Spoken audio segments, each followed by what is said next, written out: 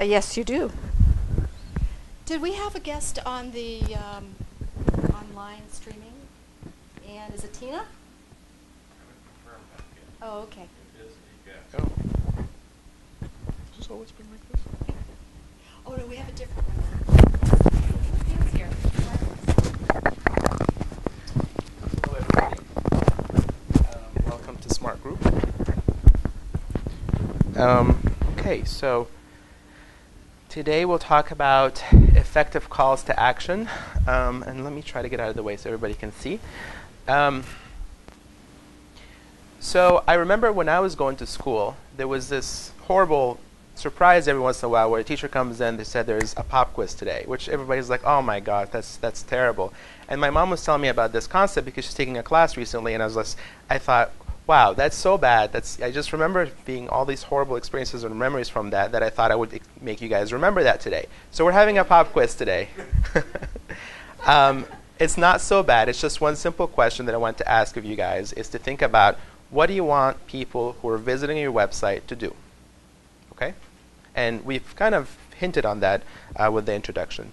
And the reason why that's important is when we're talking about a call to action, there's two components to a call to action, right? There's a call where you're asking to do something, and there's the action that you want them to do, right?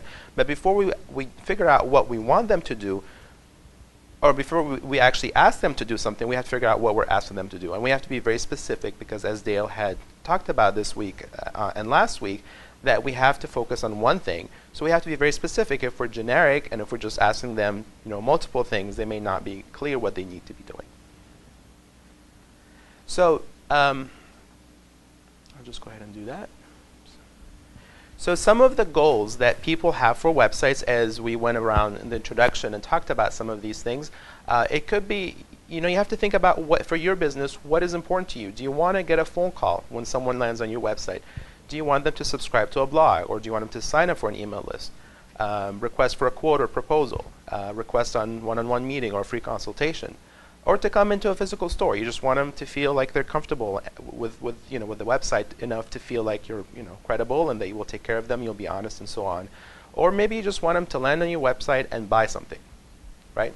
And I think most of these were covered earlier, so this is common. I think this is all of you guys have mentioned something that was on this list. Did you see something missing on the list that I should add it for next time? No, I think this covers a lot of it. It's just that level of, several people mentioned the level of comfort with who you are. Right. That image. Right. Right, but that's initially, but then you want them to do something else, right? Yeah. Okay. So to do that, to figure out what is your goal from when they land on your website, you have to consider something called the sales funnel. And I'm sure everyone is, or most people are familiar with this concept. And this is the concept of when you cast a wide net, right? You're trying to attract many people to your website, right? And then at some point, these people are interested in some capacity to the product or service that you're offering. And then from there, you want to qualify them a little bit to create them into a prospect or somebody who's actually not only interested, but is willing and able to actually purchase your product or service. And then from there, they take the next step, which would be actually do a transaction and become a customer where they give you money in exchange for a product or service, right? So you have to think about how somebody who lands on your website goes through that process. What kind of questions that they come across? What kind of problems they come across that would help them make that decision to come from somebody who's interested in what you offer to somebody who's giving you money to do something for you, or for you to do something, to provide a product or service. Does that make sense? Okay. So as you're thinking about this, as you're thinking about the sales funnel, is okay, someone lands on your website and my website and the homepage, they may have a variety of interests and questions and so on. How do you narrow them down to your call to action or what you want them to do, right?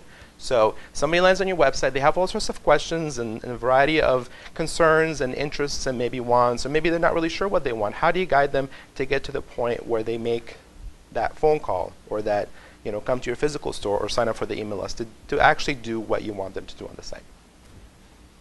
And that will be in a series of call to actions that we'll cover in a little bit. So wanted to step back and define what a call to action is. It's a button, an image, a graphic, something on a web page that urges or prompts somebody who visits your website to take a specific action, right?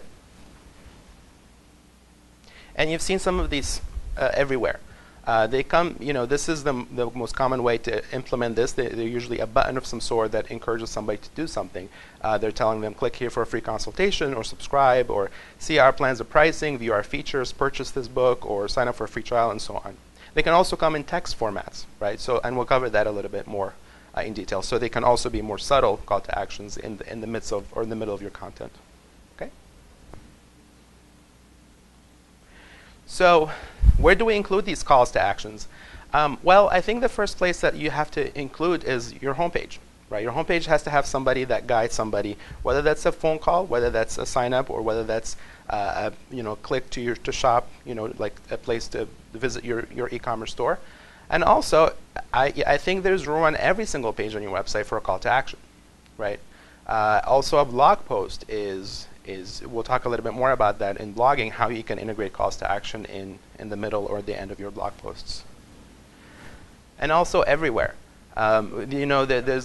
there's because in this time where everybody is fighting for attention, when someone lands on your websites and they have 100 other things on their mind, and if you want to grab their attention, you have to kind of help them take the next step to get to what you want them to do. Does that make sense? Okay.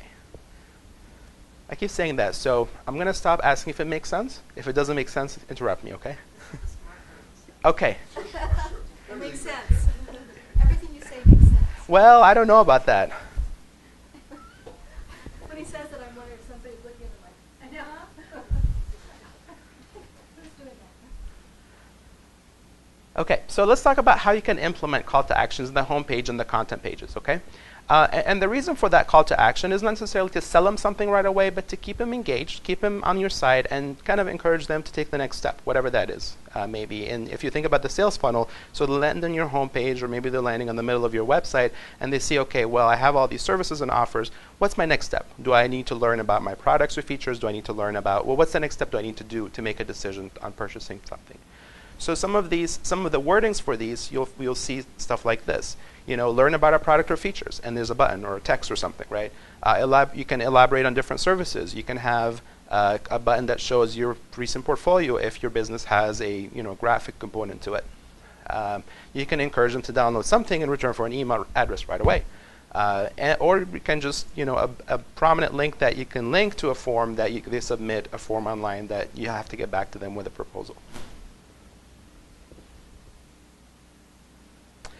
For this, I want to show this great example. This is, I think I've shown this website before, but I want to show you how this, and I forgot to put it up. Copy. Oops, different keyboard. Okay, so this is a service, an online service or software. It's called Harvest that I use.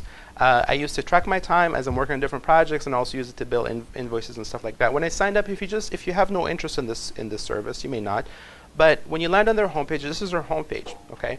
And right away you see they have the their unique value proposition, because they provide an easy way to track time, and they right away offer 3 different features that's important to them that they feel is important to me as somebody who's interested in the product, right?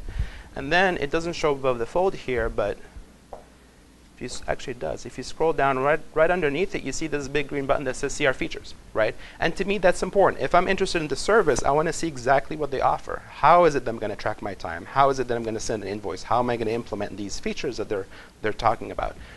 So when I click on see our features, I get to a second page where it has a lot more detail, right? So you have all these things on the left-hand side, and with details, if I click on one, it demonstrates or talks a little bit more about it.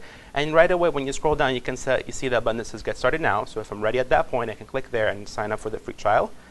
And if I keep going down, as I learn more about their features, right away, again, at the very end, I see sales and pricing. So if I click on that, and to me at that point, that may be enough for me. Okay, you know what? This is wonderful. That's exactly what I'm looking for. So what's the next step after that? Well, I want to see how much it costs, right? It makes sense. So right there, I get to the points where it describes the different plans they have.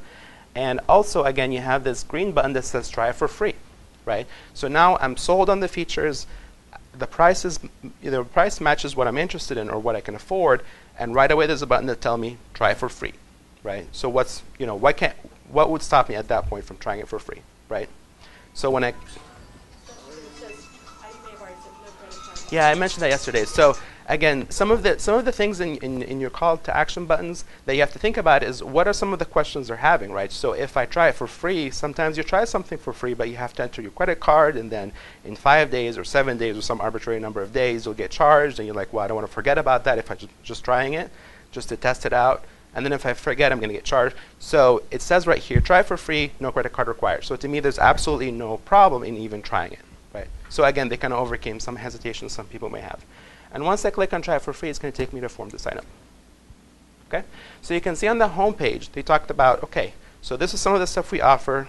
How about we get more detail about some of the features that we can offer? And from there, you see the pricing, right? And from the pricing, I can actually go ahead and sign up and try it for free. Is that cool?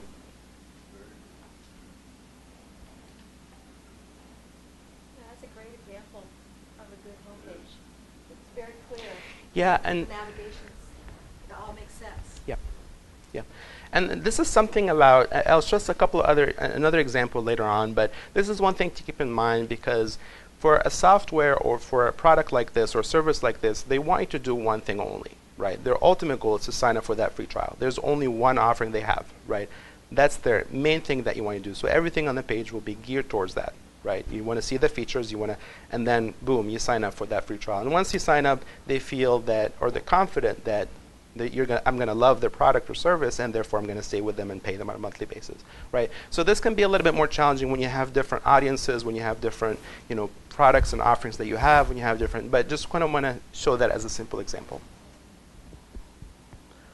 Okay, so talked a little bit, you saw some example about how you can implement a call to action to kind of guide somebody from your content pages to get to what you wanted to do, okay?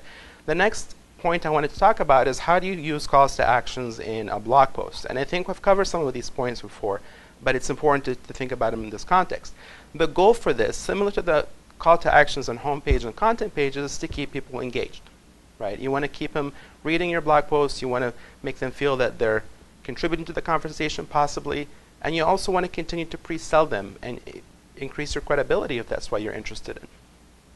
Okay? In other words, you're pre-selling them or nurturing them, so they're kind of, to some degree, they're interested in what you have to say and they're reading it, but the goal of your blog post, you're trying to encourage people to participate in the conversation and therefore to keep them on your site.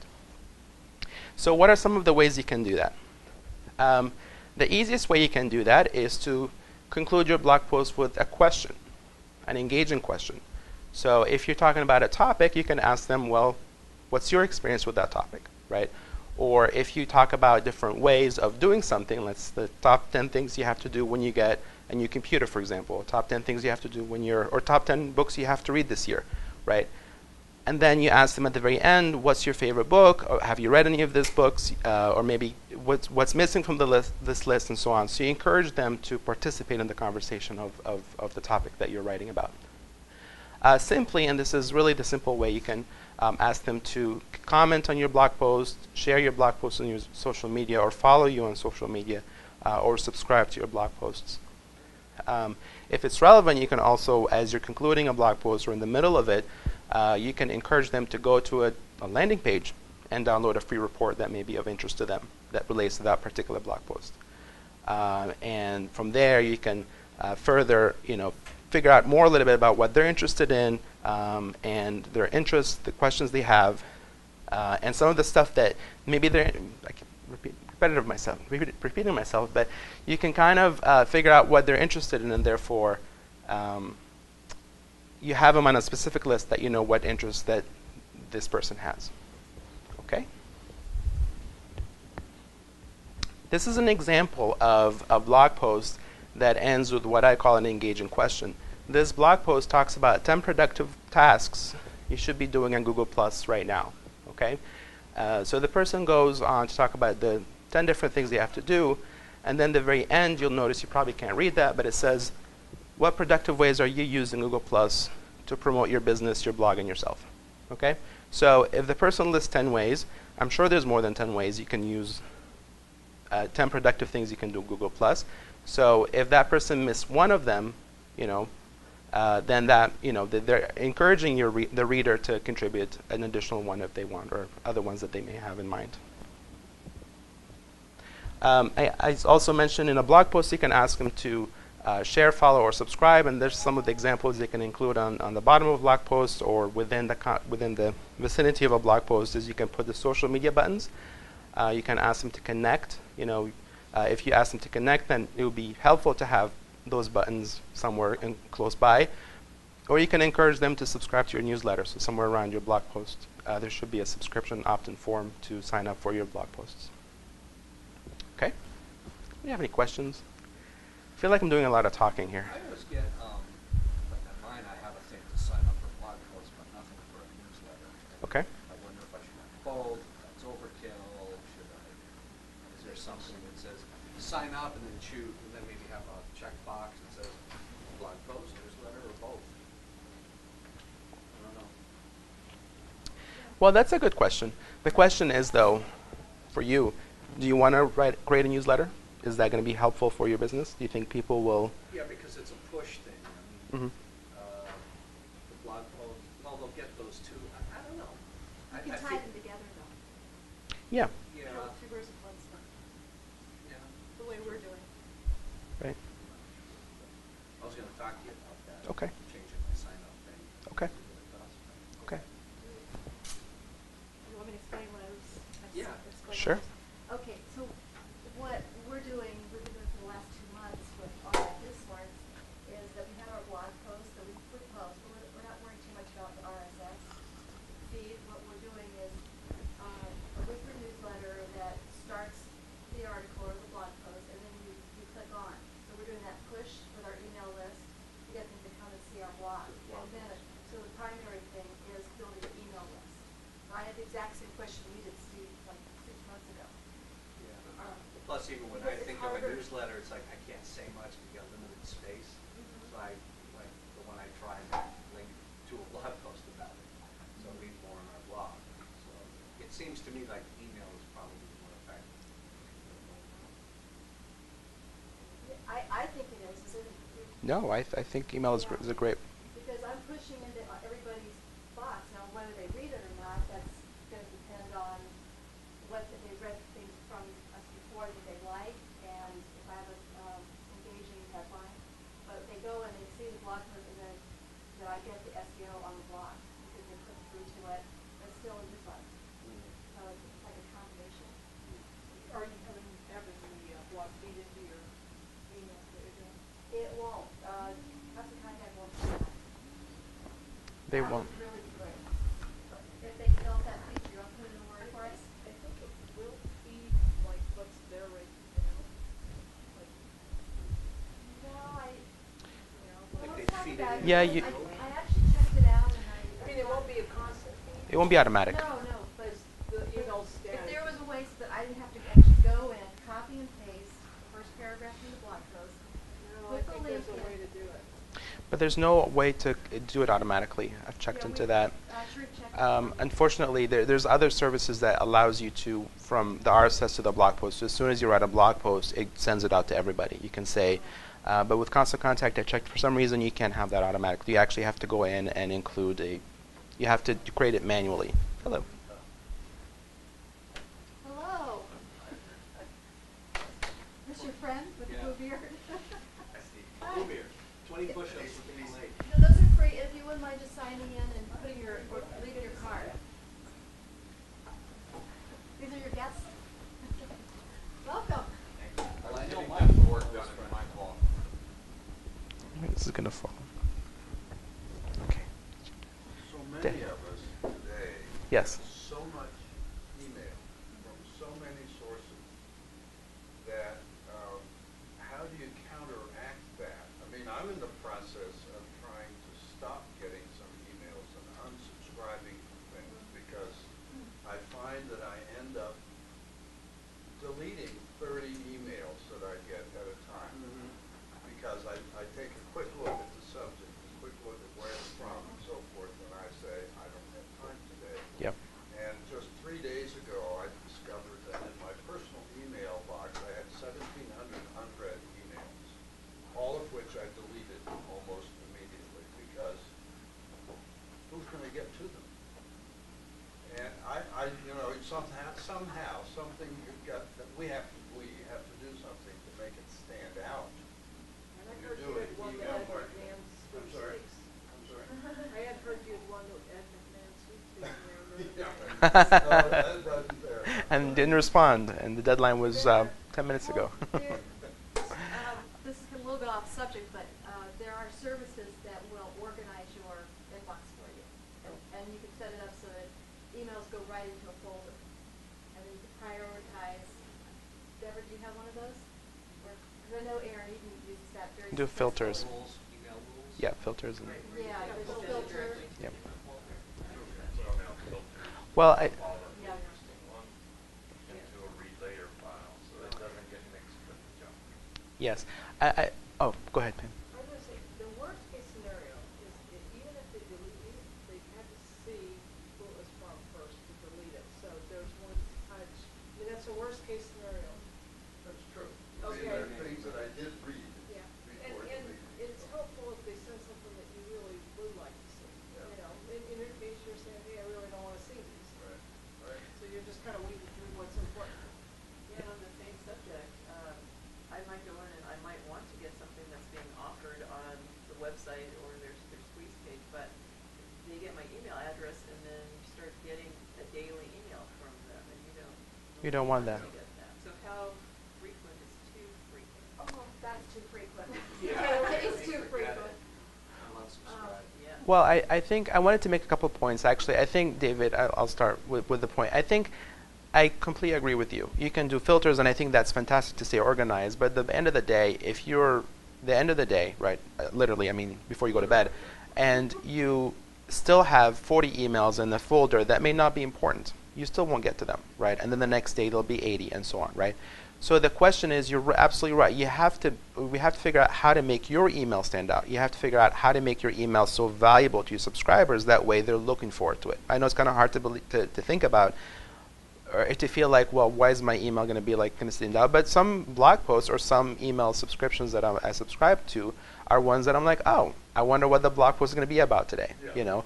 And so it's obviously hard to do that, but, you know, working towards that is ultimately your goal, is to have people not only, you know, not unsubscribe, but also actually look forward to you. That way they'll make time for your email, right?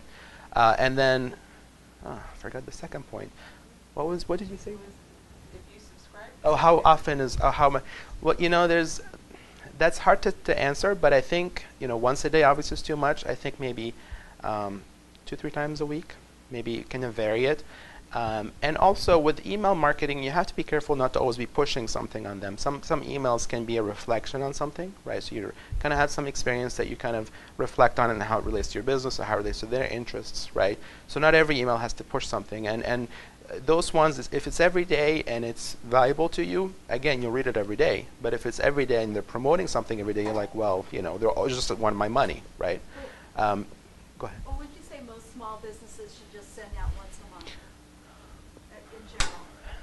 Ours is once a week now, but once a month. I'm trying to think of any Minimal. business that would not benefit from having a good newsletter that goes out once a month, but big plumbers even, or just a window washer. It's just keeping you top of mind. It's keeping you If top all of- they do is see your name, at least it's in your name. Well, I just want to add one little tip that I use that's kind of very rudimentary, is that whenever I sign, I put my email in on a landing page, I have one email address I use. So I can see all of the emails that come to that email address. They all still go to the same box on Google, on Gmail. But I can see that, oh, that's one of it's going to get sales from. So I kind of, it helps me keep them separate. Yep. Yep. Those are all important questions, I think, that and you know, a lot of testing. A lot of times, once a week can be very useful, but some industries you have to do it more often or less often. So there's a lot of room for testing in something like that to see what your audience would be interested in or comfortable with. I think Dale covered some of these, so I'll kind of cover those quickly. As you're making a call to action, so we talked about how do you put a call to action on a homepage, on a content page, and on a blog post. Some of the things that you need to keep in mind as you're composing or as you're thinking about what those calls to actions are. When you're writing a calls to action, you can think of this as the text inside the button, okay? That that'll be the call to action, is you want to be concise and clear about what you're promoting or what you're giving them in return, right? So If you're going to promise them or you're going to give them a video, then it says watch video. So if you are asking them to download a book, then the button should indicate that in some way where it says download that ebook when they click on it. So they kind of know what they're getting. Also, you're clearly communicating the benefit or the value they're getting. Okay? So in a way, you're kind of answering what's in it for me, right? If you think about the harvest example that we talked about is, well, what's in it for me? Like, how much is it going to cost me? Is it free trial? Do I need to enter my credit card? So they're answering the questions, the concerns that I have in my mind as I'm trying their service. It's also important to use action words. So if it's a video, say download video or view video, start your free trial, or reserve your seat if you're talking about a webinar or something like that. Some of the ineffective call to actions that I've noticed, that I've read about, are things like contact us. You know, everybody uses that, right? So it's not so clear exactly what they're getting in terms of when you just contact them. Or if it just says click here, you know, well, why would I click there? Or what benefit? What happens when I click there? So it's not clear to them what they will get. Also, an important point is to keep, with their expectations. So if I click on a button that says features and pricing, when I go to that page, I want to see a page that talks about features and pricing, right? So make sure their expectations are consistent as they navigate through that sequence of calls to action that you're driving them through. Also, urgency. And again, you have to be kind of careful with that. You don't want to make it sound like if they don't click, their computer's going to stop or something like that. Yeah, actually it might. I think Steve does. If you're talking about a virus, yes, that's right. Call me now. Otherwise. Or else. Yes. So you want to add some action word that encourages them to do that right away instead of doing it later, right? So sign up today, start up now. That kind of language will prompt them or encourage them to act right now instead of later. Yeah. What about the ones where you decide you don't want to stay on the page and then they bring up something that says, please stay on this page or don't leave the Oh, don't you hate those? page. Those are very effective, but they're very annoying. Pop-up also, like pop-up when you just on a page and something pops up, I immediately close it. They're actually really effective, but they're also very irritating because it interrupts what you're doing, right? You're going on a page and then something pops up, so you're like, well, okay, I guess I'll type it and close it, or I'll just close it, So it kind of interrupts the sequence of events that are happening on your website. But they're also very effective, so. So you may want to use them as I don't know if I can say that, but it depends on what it depends on what you're comfortable with. I can think testing would be useful here, but again, I'm not encouraging you to use them, but I know they work really well. yeah, they're very annoying. They are, and if you feel pop-ups, yeah. So, I mean, it's also within the control of the user. If they don't want them, there is resources available you to can- prevent them. There's a setting on computer. To- you can do. I use Google Chrome, and they have different applications that you can download through Right. there. That I block the trackers, I block all the advertisements and all the pop-ups, so I have a completely irritation-free experience every time. Yeah. I sit down. Except when you're trying to log into your bank, and it's like you can't log into your bank because. I have no problem with that. Yeah. Actually. I mean, Yeah. you can use a hotspot shield to anonymize my IP address, so I mean, Wow. yeah. It's all free. Yeah. Please do. Yeah. Okay. This is actually, Deborah, the reason why I'm a little hesitant is this is kind of controversial, is that you kind of have to go with what you feel comfortable with. If you feel you're irritated by them, I wouldn't recommend using them. So you have to think about, okay, if I increase 10, maybe my sign-up rates by 30%, is that worth it to you? But you may have also irritated those people. So it's one of those things where you have to kind of figure out, what You you're. see it as an image thing. Do you care? Do you want to be, as an aggressive, I don't care, just give me your money?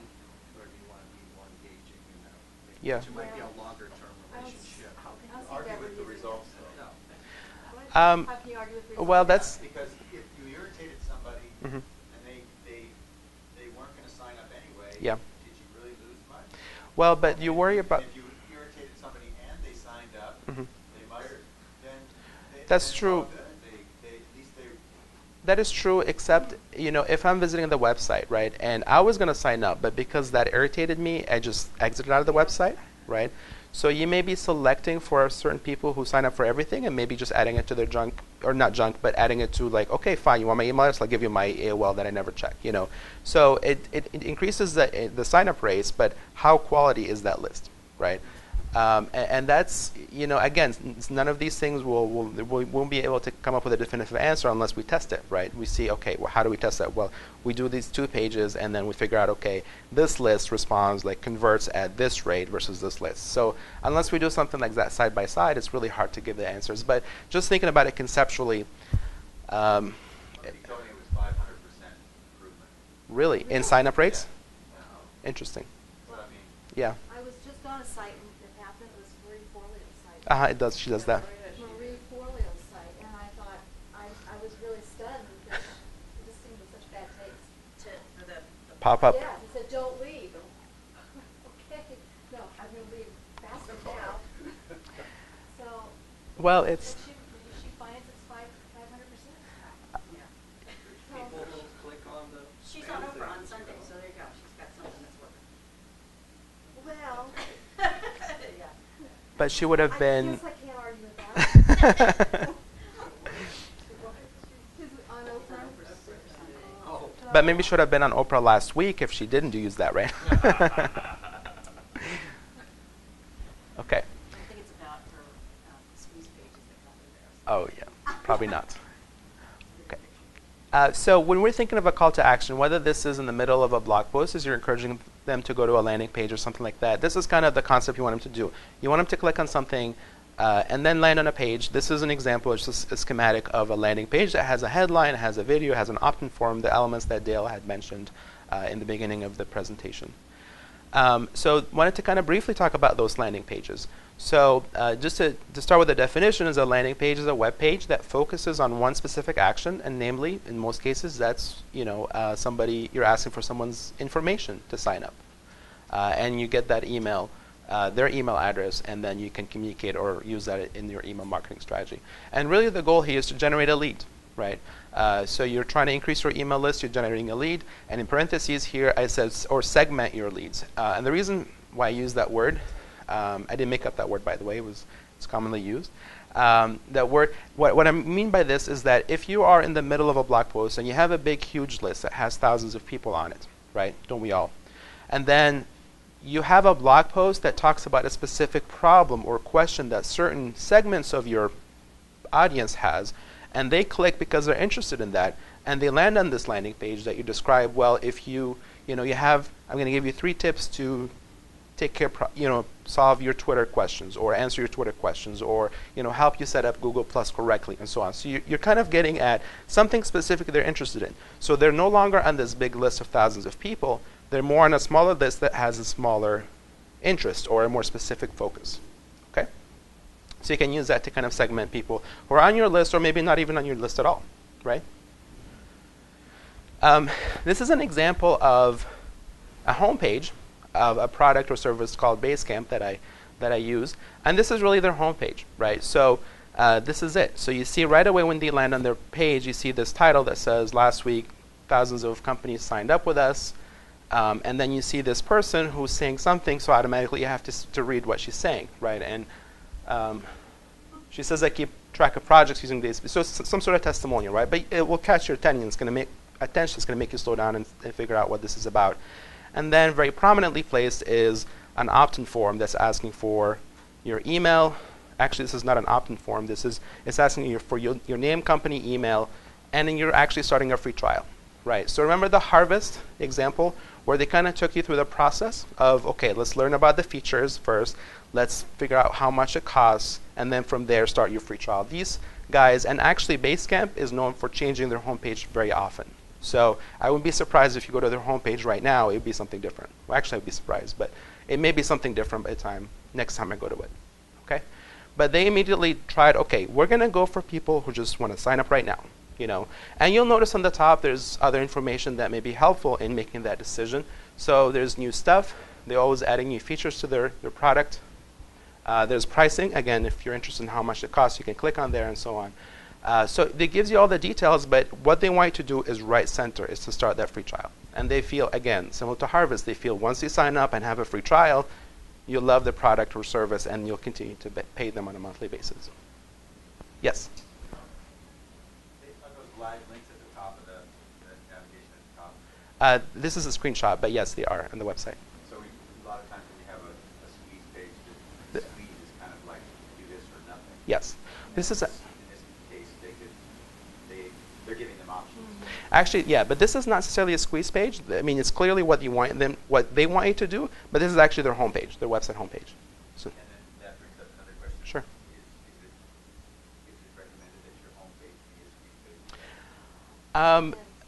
yeah, it depends on what you. If there's one thing only you want them to do, like sign up for a free trial, or if you want them to purchase, that's all you want them to. Well, actually, purchase might be tricky because before someone purchases, they land on your page and they're going to have to think about how much it costs and so on. So you have to give them the information they need to purchase. So, sign up for a free trial. If people, Basecamp is a popular company, so chances are if someone goes to Basecamp, they know what they're getting, and therefore they'll sign up for the free trial if they're interested, right? So I think this may be something they're testing. I don't know if that's a good idea for everybody else, but again, I think this is worth testing, right? Yeah, if you're already well known and everyone knows what Basecamp is, Right. they pretty much go in there because they Right. And Right. if you're directing, for instance, to a landing page from a piece of information that you've already provided a description, that's somebody that's probably ready to buy. Right. So you pre-qualified them on Facebook with a great post about your great product. You have a link at the bottom, click. They're closer to ready to buy than somebody that just organically lands on your site. Right. So Right. that A/B landing page, this one I'm going to close, this one I'm going to give them some information, and then leave them. Right. Right. Very cool. Okay, this is another example of a landing page. This is obviously much more specific, and this is not the homepage of some website. Actually, I don't remember the URL for that, but it's a squeeze page. And it has a very prominent question at the very top. If you're concerned about ugly oil stains, ruining your driveway, if that's a question, if that's a problem or a pain point that you have, and it's promising you to remove that oil stain today, then you might sign up. You're like, well, what else? What am I going to lose if I sign up and maybe get something useful that helps me with that problem, right? I don't know. I actually didn't investigate this website thoroughly, so I don't know what else they offer. But it's possible they just have home care or some other products, and they're just trying to get at that market, that the removing stains from driveways. I think it's interesting that they use the arrow, which is a call to action, to point to the stain. Yeah. It's a little- Well, I think that highlights because I think it's interesting. You might not see it. Yeah, it's interesting how they decide to do it. And then again, also, yesterday we talked a little bit in what makes somebody make a decision, right? So if some people were like, well, I'm ready. What am I going to lose, right? I'll just sign up and see what happens. Other people are like, well, wait a minute. What exactly am I going to get? And how often am I going to get? Is it a tip? Is it a product they're going to sell? Is it information that I can do, mix something at home, all that stuff. So you'll see a button here that says learn more or contact us, right? So you're kind of appealing to somebody who may not be interested in your opt-in form and wants to learn a little bit more about, before they opt in. Okay? So we'll cover this quickly because I think Dale covered this also. But when someone signs up, so okay, let's say you created that squeeze page or landing page, and someone enters their email address and clicks sign up. There's two things that happen. The first thing is you get to the thank you page, and this page, delivers what you promised, right? Assures them that they made a good choice, that they can trust you with their email address and so on. The second thing that happened that also you have to set up on the back end is some sort of autoresponder. So these are some examples: Constant Contact, Aweber, MailChimp.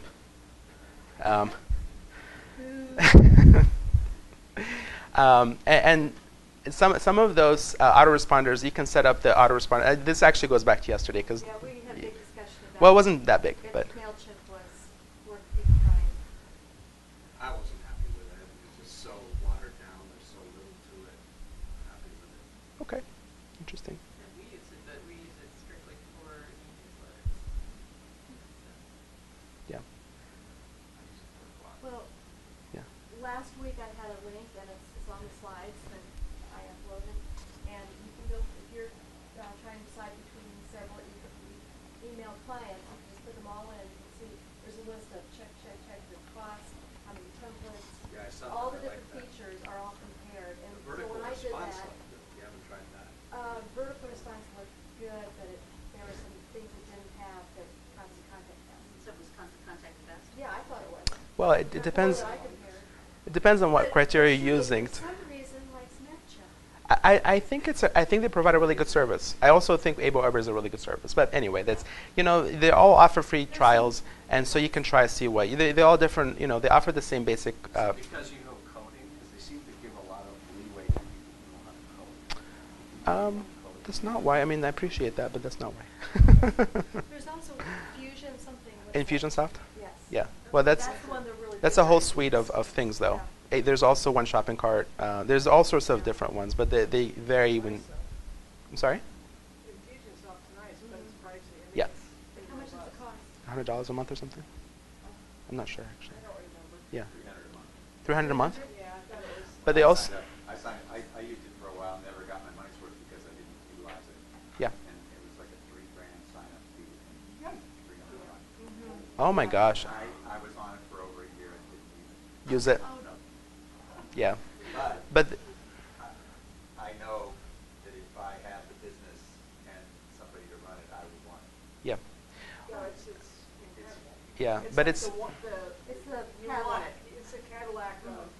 but it's more than an autoresponder. It's also a shopping cart and It's a yeah. lot of stuff. Yep. What's the matter with Infusionsoft. Like a CRM and And yeah. shopping cart and It's just, management. yeah, it's brilliant. But it's pricey. Yeah.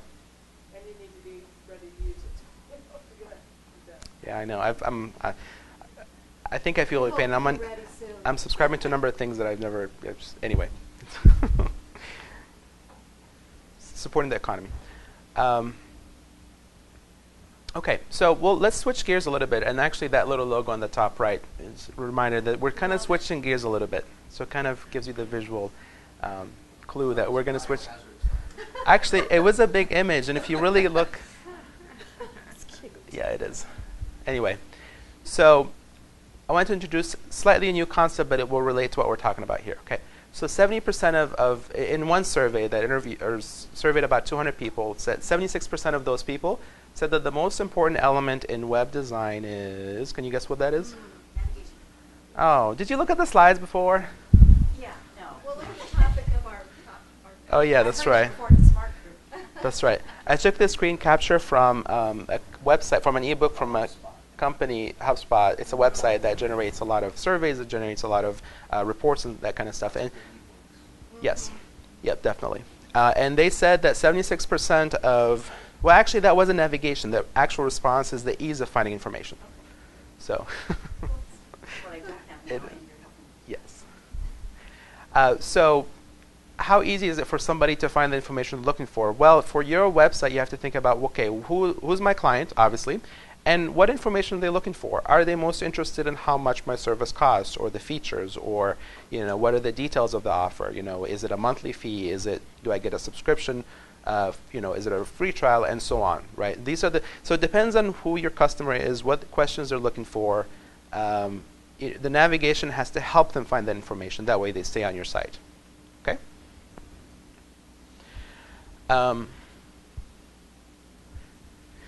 So the tips, it's hard to talk about navigation from high level. So the things I will mention about navigation is it has to be simple, it has to be intuitive, okay?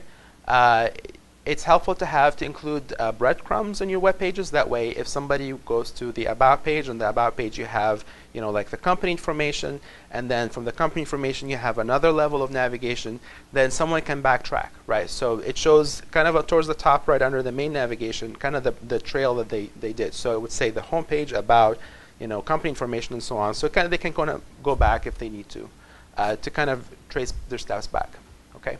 Is it logical? If I land on a website where I'm interested in a product or service and there's the button on the top that says something that doesn't at all make sense or consistent with it doesn't help me find the information I'm looking for, then it doesn't add value to my experience, and it's also maybe confusing, right? I'm trying to come up with a good example. Does anybody have a good example of that?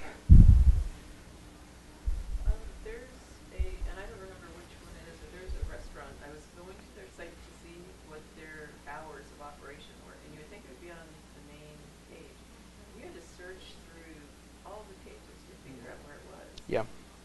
And that was a real hassle. Right. Goes back to understanding, and you pointed it out, it's very hard to subtract our biased approach to our brand or Right. product.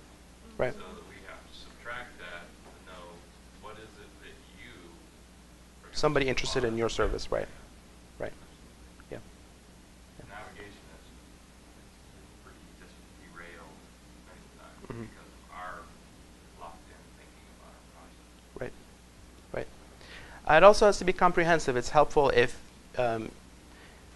they can access all your pages or can access all the information they need right there in front of them, right? So they're able very clearly from the navigation menu see the services you offer, the pricing, location, your hours, all the information they're looking for to make a decision or to follow what you're offering or what the service you're providing.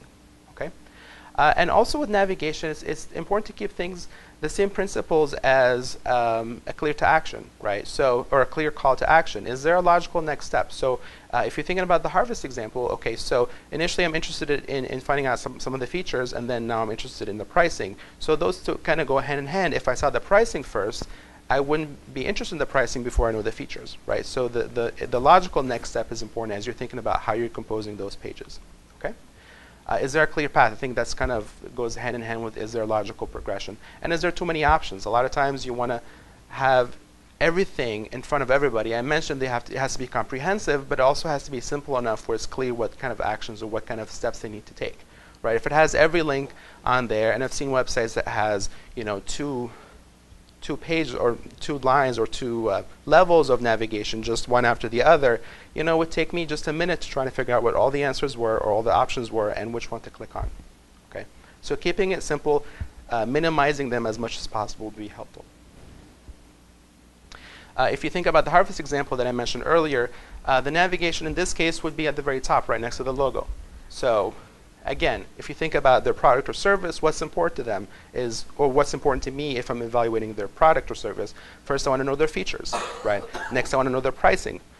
Add-on I think is an interesting one here because, as this service may want to integrate with my other services that I'm using in the same context, right? So if I'm tracking my time, maybe I want to integrate into my to-do list and so on. So add-on I think is an interesting here that I wouldn't have thought about, but I think it's very useful here because if I'm thinking about this product, I want to see how else it integrates with other things. Yes? I looked at add-ons, I had no idea what they were talking about. Right. So I think that's a problem. Well, it's a problem. The title needs to be a little Well, more. but I think it's not a problem because you may not be their target audience, right? But immediately when I saw it, I'm like, oh yeah, that's why they have it there. Or maybe, Okay. well, that's interesting actually. That may be So I something you need to think I am improve. their target audience. You think? Okay. Maybe not. So that's interesting actually. That's something I think they may want to test is to figure out. But here's the thing though. This is not the first thing that you go to, right? If you're interested in this product, you focus more on the features they have. You notice the CR features more than you see the top navigation menu. Okay. So that's an interesting add-on, interesting addition to their navigation, but I think it's helpful to some, but may not be confusing because that's not the first place you go to. Okay. They also included things like customers in the about in the blog. The typical things that you want to see is to kind of increase the credibility. You want to see their customers, some of their customers, who else is using it, and also if you want to learn about their company, their history, and so on, and also their blog. Okay. If we think about the Basecamp example, this is I think they're taking a slightly different approach, but again, there are important features that they want to highlight, or the important pages they want to highlight is the pricing. Again, see, that's new stuff. Is that better than add-on? New stuff. That's not very descriptive, but because I'm a user of Basecamp, I know. Where's new Oh, at the stuff? very top. Oh,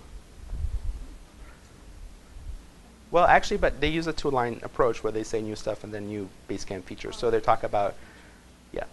And then the pricing, and then a 60-day free trial. That's all their navigation, really, if you think about it, right?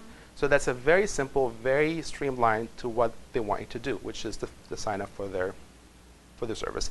And don't think this is just a one-page site, right? So if you click on Find Out Why at the bottom, it's going to take you through a whole list of things, things that they offer. So the information is there, but the approach when you land on their webpage is very clear what they want you to do, and they've really just boiled it down to the things that would help you make a decision to sign up, right? They took away everything else. from the page. They have links to them, but they're not focusing on them. They're just focusing on one action they want you to do. And they can do that because there's only one thing they want you to do, which is to sign up, right? This is a simple website I did before. I just took a screenshot of the top part of it. I didn't do the logo, but it's a consulting company, and it's very important for her. She's a one-person company at this point, and what's really important to her is for her to get a phone call or to get an email, right? So that's highlighted at the very top, but also the navigation. You may not be able to see it, but I try to do the best I can in streamlining all the pages she had into 5 or 6 options, which is why use this company, the services they offer, about that person, some of the clients that she served, some of the people, what people are saying, and a way to contact, right? So this is, there's probably room that can be done here, but again, when thinking about what kind of navigation you want to include, you have to figure out, okay, what's important to that person and their company, and what does she want to highlight, and go from there. Okay, does anybody have any comments or critiques about this? Yes? Contact button is very end. Yes. Doesn't the contact, isn't that kind of redundant since there's a phone number and an email us today button right there? It is. But is there an address, physical address? It's at the bottom. She's working out of her home, so that's not something. The reason why I think it's redundant, I agree with you, it's redundant, but I think certain things there's certain things people look for, right? People expect, yeah. And so a contact page is maybe somebody, like if you're trying to contact that person, the first thing I would see is the orange button that says email us today, right? But if I'm not looking there, because my expectation for visiting the website, I'm not looking at the top, I'm looking at the contact button in the navigation menu. And I've read an article a while ago that says reach us. Like if that button that says reach us, right, it's the same thing as contact us, right? But some people are looking for the word contact, right? They're scanning the page for the word contact. Granted, if they spend an extra second, they're going to see the email us button. But still, personally, I think it's important to use the words that people expect to find on a page. Does that make sense?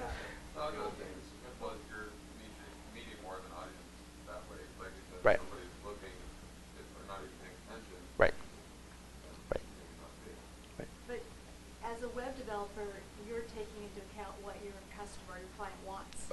Right. So Right. you're trying to also instruct her or him Right. on the best way to do it. That why 7 degrees, the services and the about, Mm-hmm. it seems like that should just be 2 different buttons. Oh, so just make into 2 buttons? Because why 7 degrees, isn't that's about them. Yeah. Services, that seems redundant. Okay. Just That's good. And I think that's actually good feedback. I agree with you. And a lot of these things, actually one thing that I wanted to point out here is that these things can always be refined, right? Sure. Nothing is set in stone. So if you do something and test it and figure out if it works or not, or maybe it's redundant or not, or maybe, but to do that though, I think, I agree with you, this is from a hunch, right, that you want to do that, but I think the best thing to do is look at the analytics, right? Mm-hmm. Is to see, okay, if somebody is going to why 7 degrees, are they going to the about page? Is the why 7 degrees being even clicked on at all compared to the about page versus the services? So I think there's, it's good to start with a set of things and then figure out, okay, what works and what doesn't, right? And you do that based on actual data from your own customers. Yeah, and I have to say, having had websites, the hardest thing I had to do was decide what the categories were. For blogging? So the categories for all the products. So Okay. on Amazing Teas, there were so many different iterations. Do we do it all as ladies, or adult, or men and kids, or classic T-shirts? It was very hard to have on that bar the best categories to represent what the store has. Mm-hmm. Right, and the words that you use may make a difference. The click rate may be very different if you use a specific word. Kids versus children's. So Yeah, yeah. it's pretty complicated. But there's enough data I think you can collect, and this is something that if you keep that in mind as you're creating a website, is if you're collecting the analytics data, you can always analyze it and figure out what works and what doesn't, right? Or if you want to tweak something or not. And I think testing, there's always room for testing in anything that we do, right? And what do you know?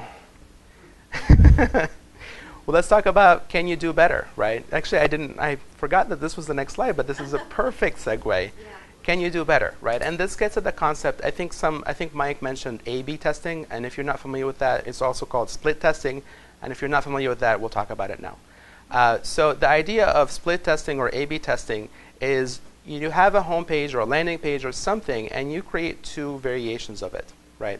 Ideally, what you want to do is vary one thing at a time, because what happens is that if you create one page, or two pages that are completely different, right? They have different text, different colors, different logos, different everything, and one converts, at 3%, the other one converts at 50%. You have no idea what led to the 50%, right? So it's a little bit more slower, but it's also more methodical if you change something, right? So if you create something that has, and then you vary like the color button or the list of benefits, or you change something about that page, and you notice an increase or decrease in the conversion rate, then you figure out what works for your own target audience, right? If there's nothing wrong with just trying two different random things, or not random things, but two very different things and seeing what works or not, and stick with one and then figure out what works, and from there vary it on further to tweak a little bit some of the colors or some of the buttons that go in the text or the call to actions and so on. But the basic concept is that you want to figure out, pinpoint what works for your target audience. Okay? Does that make sense? It does, but sometimes you don't have time. I know, but I felt this was appropriate. I felt this time was appropriate. Because Sometimes you've got to call it something you want to achieve, and you just don't have time to do that kind of testing. you're right. So, Oh, no, that's not what I'm here for. Some of the things that you may consider varying is the headline. We've talked in the past about the importance of an intriguing headline. You can focus more, okay, so if I focus more on the benefit they're getting versus the pain point I'm trying to solve versus some of the features, and see which one converts, which one makes somebody respond better to that headline, and stay on the page and also sign up, use your opt-in form to sign up, right? The button color, some people talk, about there's a lot of discussion about, well, what colors mean on websites. Is it orange means something versus red versus green? But there's some studies that were done that show just the only thing that's different between a button color was one was green and one was orange, and I forgot which one converted better, but one did over the other by a significant percentage, right? So tweaking those little things can make a difference. The location of where the button is, the size of it, the text inside the button, I think all these things can make a difference. Also, if you focus more on certain benefits that you're trying to highlight or trying to offer to your clients, changing the copy of that or maybe the image that you're using, all these things can contribute to different conversion rates. Okay? So if you're thinking about 2 pages, 2 designs, these are you can vary some of these things and see how people respond to those different pages. Now, to do that, though, actually, before we do this, some of the things you want to measure. Click-through ratio. So what does that mean? Or what that means is how many people saw your call to action button and clicked on it, right?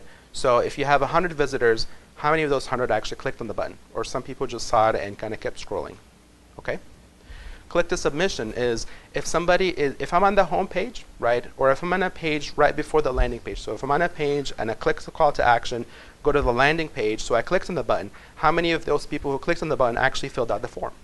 Okay, so that's the click to submission rate. And that's important because you want to see how the landing page is performing on its own. So if somebody clicked on the call to action, went to the landing page, and never filled that form out, you want to see, so maybe it sounds like you probably need to modify something in the landing page to increase that submission rate. Does that make sense? I said it again.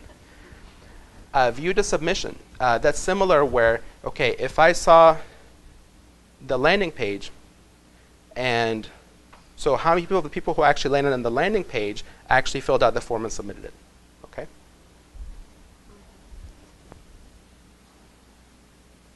So to automate this process, there's different ways you can do that. So how do you actually do that A/B testing? So there's landing page platforms where you can compare. A lot of them are built in with ability to create 2 variants or 2 different ones and see it automates the process where half of your traffic goes to one, the other half goes to the other, and then you see how many of those traffic or what percentage of that traffic actually submitted the opt-in form. Okay, so it automates that process where you're able to figure out, okay, what works better. So if you have 200 people total, 100 went to the variant 1, 100 went to variant 2, and the conversion rate for the first one is 20%, and then 20 people signed up, versus the other one was 21%, and that means 21 people signed up, then actually I don't know what you do in this case. They're performing similarly, right? So you can try to vary something else. If you get one where you convert or people submit 20% of the time, whereas the other one 60% of the time, you know that the second one is much more effective than the first one, right? So you can choose from that point, I'm happy with 60% of people signing up. Or you can say, well, if I tweak it a little bit more and compare that one that performs at 60% and another one, see which one performs better. Okay. There's also a WordPress plugin in my research I did yesterday. It's called max_a/b, and you can compare different pages. So if you're interested, if you have a WordPress page on your website, which I think most of us here use WordPress, but maybe not everybody. We're doing well. So you can compare to different pages. So you can vary the headline and see how people respond to that call to action. Okay? And this is something that you don't need somebody like me to do that. You can do that on your own and vary the text of the headline and see how the two compare. What you want to do, though, is measure, be able to know what to measure, right? So some of the tools you can use that is Google Analytics. So you can figure out, okay, from Google Analytics, you can set up goals or conversions and figure out from there how many people viewed the page and what percentage converted. Okay? Some of the landing page platforms can keep track of that for you also. So if you're using that specific platform that can lead to two different variants of a landing page, it can keep track of how many people submitted, how many people saw each one, and how many people submitted each one. Okay? Well, we're doing well on time today. So to recap, thinking about the sales funnel in your own business or your own website. So if somebody lands on your website, has some sort of interest in your product or service, right? And you want to understand how they move in that process of, okay, they have an interest, okay, maybe they're a qualified lead, so they have an interest and they're able and willing to pay for your product or service, and what makes them move into the customers category where they actually not only are willing to able, but they actually took out their credit card or called you on the phone and came to your store or signed up for something online that you want them to do, right? So thinking about how people move in your sales funnel, you have to think about, okay, when they land on the website, they're probably a lead of some sort, right? So they have some sort of interest if they land on your homepage, right? And then from there, you can guide them to learn about features or to learn about the services you offer. And then from there, you can talk about pricing. And from there, you can click on the Contact Us button or purchase this product or service. Okay? And if you think about it, some of the higher, like if you're thinking about a lead level, right, you want to be generic. If somebody has some interest in your product or service and you see a purchase button, they're like, well, I don't have enough information to make that decision, right? So I'm going to go back to my search results, or I'm going to close this page and not go anywhere else. So you're going to have to meet their expectation. If they are on the home page, right, and you have to figure out, okay, so what is it that they want? Are they interested in more about what I offer, how I offer it, the pricing of the products or services I offer? So you kind of help them get to the next step. So you have to keep them generic at the very top of the sales funnel. And then as you move down the sales funnel, when somebody's ready to become a customer, you want to have a button or something that actually makes them pick up the phone, call you, or email you, or take out the card and actually make a purchase online. Okay? And I think that's it. So I'd be happy to answer some questions.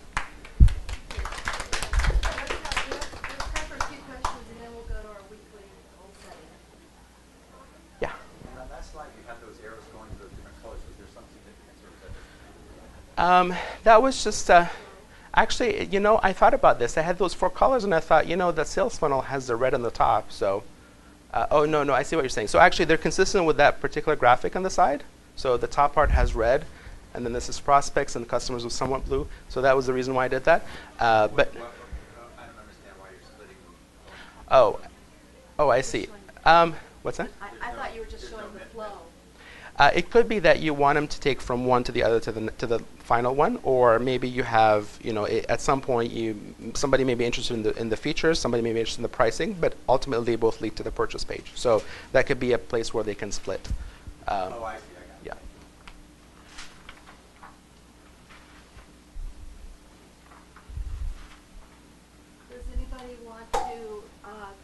briefly about how you might use a landing page or a squeeze page in the near future? Talk about your business. You have just a couple minutes for that.